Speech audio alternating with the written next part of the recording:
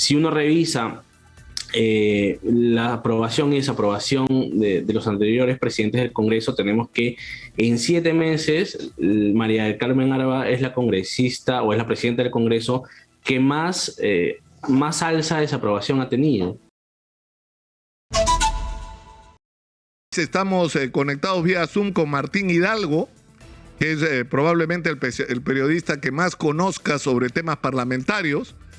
Él es cronista parlamentario del diario El Comercio. Martín, muy buenos días. Buenos días, Nicolás.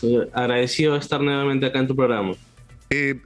Primero, este tema del descrédito del Congreso. ¿Por qué se ha construido este nivel de descrédito, Martín? O sea, ¿qué es lo que ha hecho y qué es lo que no ha hecho el Congreso? Y es un buen momento, porque acaba de terminar una legislatura, ¿no?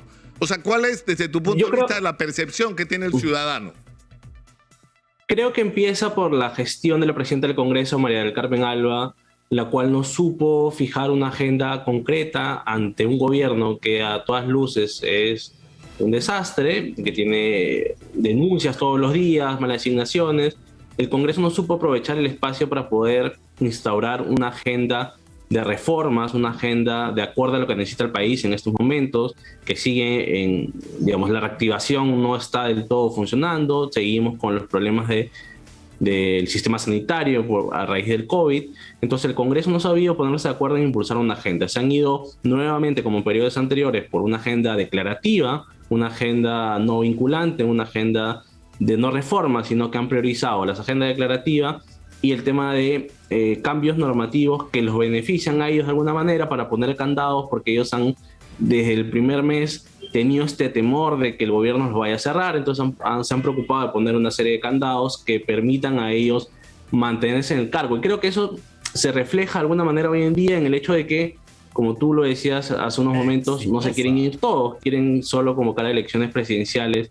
Es verdad que no está claro, se dice que se convoca elecciones, pero ellos quieren interpretar que solo esa convocatoria de elecciones solo es presidenciales y así ellos puedan mantenerse en el cargo. Entonces, si uno revisa la aprobación y desaprobación de los anteriores presidentes del Congreso, tenemos que en 7 meses María del Carmen Alba es la congresista o es la presidenta del Congreso que más alza de desaprobación ha tenido.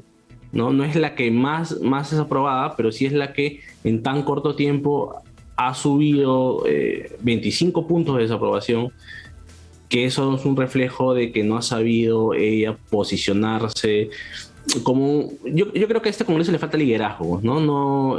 Parte del hecho de que no ha habido una reelección, la mayoría de congresistas son nuevos, la presidenta del Congreso es su primer periodo, sí tenía experiencia en el legislativo porque ha trabajado como asesora del Parlamento en la bancada de Acción Popular años atrás, pero sin embargo creo que ha faltado liderazgo para poder encaminar al Congreso hacia posturas firmes, de reformas, de lo que necesita el país. Claro, pero... Y simplemente se han centrado en las críticas al Ejecutivo, que está bien, el control político es una de las funciones más importantes que tiene el Congreso, pero digamos, ha criticado, pero no ha planteado soluciones. Creo que por ahí parte el problema. Pero esto no tiene que ver con el hecho de que tú puedes tener, y es como tú dices, es una obligación del Congreso el control político, ¿no es cierto? Eso está fuera de discusión.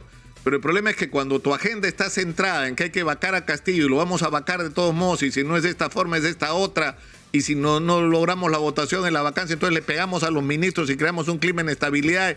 Es decir, y tu agenda es una agenda como todo lo demás tiene que esperar, ¿no es cierto? Porque nos lo vamos a bajar. O sea, el objetivo es chifarse a Castillo. O sea, entonces todo lo demás queda subordinado y supeditado y pierde importancia.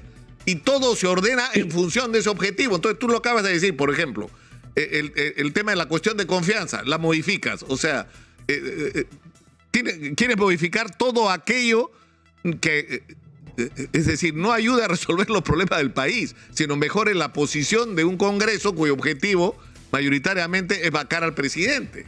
O sea, ¿eso no piensas tú que ha sido perturbador? E incluso en el tema de control político, si uno se pone a revisar a qué congresistas son los que han terminado fiscalizando, ahí también se muestra un poco el interés particular que ha primado en el Congreso. Por ejemplo, el caso del ministro Silva, que acaba de renunciar. Lo interpelaron, pero fue una interpelación muy leve. Después de muchas insistencias, hubo 2 votaciones. En una primera moción de interpelación no se aprobó, o incluso se abstuvo Fuerza Popular. Después de una serie de críticas, Fuerza Popular presenta otra moción, una segunda moción de interpelación. Ya lo interpelan, pero como que en el pleno es todo leve, no pasa nada. Después de muchos meses ya han decidido por fin censurarlo. Y cuando lo van a censurar en el pleno, Acción Popular con Perú Libre se unen para presentar una moción de interpelación porque dicen que no se podía censurar sin una interpelación, cosa que no es correcto. En la hermenéutica parlamentaria se ha dado censuras sin previas interpelaciones. Y además ya lo habías interpelado al ministro 2 veces. Entonces, ese es un claro ejemplo de cómo el Congreso también, a la hora de fiscalizar, ha primado sus propios intereses. Porque, claro, recordemos este dicho de la congresista Susel Paredes, que cuando estaba buscando las firmas para la censura contra el ministro Silva, aseguró que una congresista le había dicho que no quería firmar porque el ministro le había ofrecido unas obras para su región. No especificó el nombre, pero eso te da un poco luces de cómo el Congreso funciona mucho de acuerdo a los intereses que ellos tienen, ¿no? Los intereses de no quiero que me cierren, los intereses de no puedo tocar a este ministro porque me da obras, los intereses de no puedo aprobar esta ley porque a mí no me está generando rédito político. Creo que eso se resume. Es un Congreso de múltiples intereses en los cuales es difícil ponerse de acuerdo, lograr consensos, y por eso es que tampoco ni siquiera pueden lograr consenso para la vacancia, ¿no? Claro, y el comportamiento de la Comisión de Ética, es decir, porque ha habido problemas serios en estos meses con respecto a este tema, ¿no? Para mí la Comisión de Ética dejó de funcionar desde el 2020, desde el periodo 2020. El periodo 2020 no se sancionó a nadie, este periodo es más o menos igual, no hay un ánimo, hay un espíritu de cuerpo bien grande, se ha creado un espíritu de cuerpo bien grande. Respecto a los congresistas, no saben bien qué hacer con la Comisión de Ética. Creo que ya prácticamente está casi desactivada esa comisión. O sea, no funciona en la práctica. No es que se junten, hagan una evaluación correcta de los casos. En años anteriores, este caso de los niños ya estuviera siendo investigado en la Comisión de Ética. En este periodo no. La bancada lo ha blindado. La presidenta de la Comisión de Ética también es de Acción Popular, entonces no va a pasar nada por ahí. Yo creo que se necesita reformar la Comisión de Ética. Ha habido propuestas interesantes para que se forme gente de afuera. No tiene mucho sentido para que el control venga desde la fuera. Comisión de Ética sea presidida por congresistas. Sí, no tiene sentido que la Comisión de Ética sea presidida por congresistas o integrada por congresistas.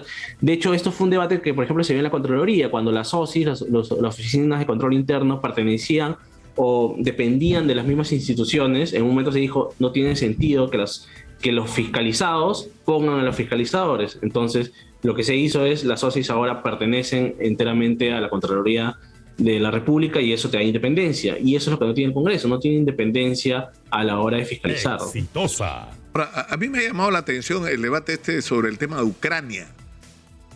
¿No? O sea, ¿cómo es posible que ni sobre un tema que tan...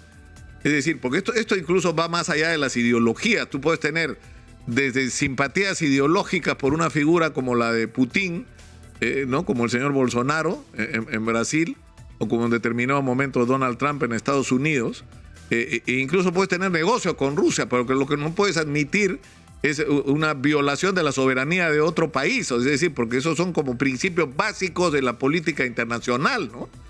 De la diplomacia internacional. Creo que ahí el problema ha sido bastante de la mesa directiva, de la presidencia del Congreso, porque la presidencia del Congreso es la que finalmente decide qué temas entran al debate y tú pones al debate temas que probablemente llegan con consenso. Ahí hay 2 errores. El primero, que decidieron sesionar de madrugada innecesariamente, abrieron la segunda legislatura pasada a la medianoche del 1 de marzo y pusieron 2 temas al debate. Uno fue el tema de una norma interpretativa que es un poco jalada de los pelos para salvar a Renovación Popular y APP, que no han podido escribir sus padrones como dictó el Jurado Nacional de Elecciones. El Jurado Nacional de Elecciones dijo, escriban sus padrones en un solo acto en un mismo día. Ellos han presentado varios padrones en diferentes días y el jurado les ha dicho, no, yo te acepto el primero. Y quieren corregir eso, sacaron una ley, la metieron al debate, pero no tenía consenso y al final no se aprobó. Después vino la moción de Rusia, tampoco tenía consenso y no se aprobó. Pero parte de la mesa directiva, ¿por qué debatir esos temas a la 1 de la madrugada? Y sin haber siquiera tenido la preocupación de un consenso previo. Una última pregunta. No tienen los votos para la vacancia presidencial. Es decir, no tienen los 87. No. Entonces, con la denuncia constitucional que ha sido admitida, ¿qué posibilidades hay de que obtengan la votación? Porque acá entiendo que funciona para este procedimiento los 2/3, excluyendo del cómputo del total de congresistas a los miembros de la comisión permanente, ¿no es cierto? Correcto, con esos cálculos son 66 votos los que se necesitan, pero el proceso es mucho más largo, ¿no? Son, en promedio, según los cálculos del reglamento del Congreso, son unos 52 días aproximadamente lo que tiene que pasar entre que convocas a la comisión permanente, al acusado, a la defensa, haces demás entrevistas a personas vinculadas al hecho, después procedes con el informe final que se aprueba en la comisión permanente, se designa una comisión acusadora que se eleva al pleno, también puede ir la defensa nuevamente al pleno, es un proceso más largo, pero digamos, en ese caso los 66 votos son más factibles que los 87, porque ahorita lo que ha pasado es que ha cambiado el problema de la oposición. Antes era, nos faltan los votos de alguien de Perú Libre, o de Juntos por el Perú, de Perú Democrático, para llegar a los 87, y ahora el problema es diferente, ahora el problema es, ya no sabemos cómo va a votar Acción Popular. Entonces, son 15 votos, y por ahí 8 no votan, 7 son la facción de izquierdistas pro gobierno, entonces son 7 votos menos. Ahí el problema se complica aún mucho más. Claro. Te faltan ahora, no tienes la certeza. Antes tenías la certeza que tenías 86 votos en bloque. No solo pasa con Acción Popular, sino con Somos Perú, ¿no? El mismo fenómeno. Martín, te agradezco mucho por esta conversación, ha sido muy gentil como siempre. Muchas gracias. Gracias a ti, muchas gracias. Buenos días.